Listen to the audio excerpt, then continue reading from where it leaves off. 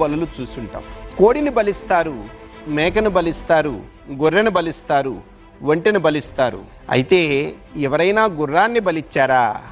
ఇవ్వరు. ఎందుకంటే గుర్రం ముందు కాళ్ళతో తన్నినా, గాడిద వెనుక కాళ్ళతో తన్నినా బ్రతకటం కష్టమని పెద్దలు చెప్తారు.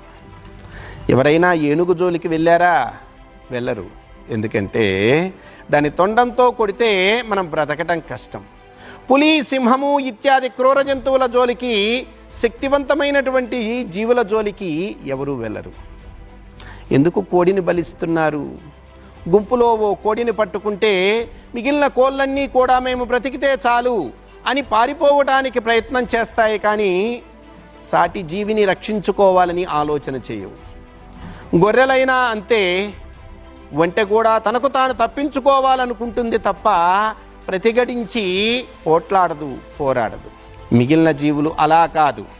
తమ జోలికి వస్తే అవి పోరాడతాయి, తమ తోటి వాటిని రక్షించుకుంటాయి. ఓ కోతి పిల్లని పట్టుకుంటే కోతులన్నీ వచ్చి దాడి చేస్తాయి.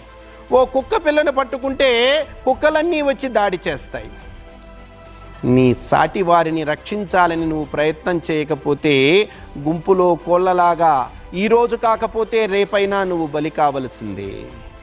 నీ శక్తిని నువ్వు ఉపయోగించుకోవాలి. నీకు కష్టం వచ్చినప్పుడు నీ తోటి వారికి, నీ సాటి వారికి కష్టం వచ్చినప్పుడు నువ్వు ప్రతిఘటించటం నేర్చుకోవాలి. లేకపోతే బలికి సిద్ధంగా ఉండాలి. అదే విషయాన్ని చెప్తుంది ఈ శ్లోకం. అశ్వం నైవ గజం నైవ వ్యాఘ్రం నైవచ నైవచ అజాపుత్రం బలిం దద్యాత్ దేవో దుర్బలఘాతకః. భగవంతుడు కూడా బలహీనుల్ని రక్షించాలి అని అనుకోడు. ఎందుకు అంటే తన శక్తిని తాను తెలుసుకోలేనివాడు ఎప్పటికీ భగవంతుణ్ణి తెలుసుకోలేడు. సాటి వారికి సాయం పడాలనే ఆలోచన చేయనివాడు ఎప్పటికీ భగవంతుని అనుగ్రహానికి పాత్రుడు కాలేడు. జై వీరబ్రహ్మ జై, గోవిందమాంబ జై, జై వీరబ్రహ్మ జై, అచలానంద స్వామి జై. మన